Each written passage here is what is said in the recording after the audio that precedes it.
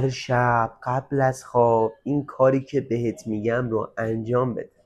هر نوع بیماری مثل غلظت خون، کبد چرب، فشار خون بالا، درد مفاصل، سردی معده و هزاران بیماری دیگه هم داشته باشی، با همین یه راهکار خوب میشه.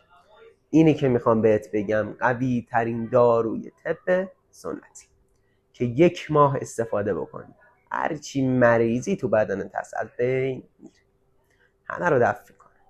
احتیاج داری به 2 تا قاشق غذاخوری زنجبیل خشک آسیاب شده، 1 قاشق غذاخوری دارچین آسیاب شده، 1 قاشق غذاخوری هل سبز آسیاب شده، نصف قاشق چای خوری زعفران آسیاب شده، نصف قاشق چای خوری میخک آسیاب شده و 1 قاشق غذاخوری گل گاوزبان پودر شده. همه اینها رو با هم مخلوط کن، از الک ردش کن.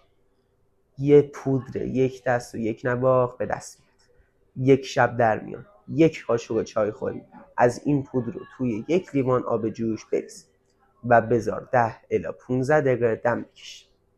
بعد از اینکه دم کشید از صافی رد کن. وقتی کمی ولم شد 1 قاشق چای خوری عسل و چند قطره آب لیمو طبیعی بهش اضافه بکن و میل کن. نوش جونت. این پست رو بفرست برای تمام کسایی که سلامتیشون برات مهمه. برای حمایت از منم فالو کن پیج و 2 تا قلب قرمز کامنت بکن. با تشکر.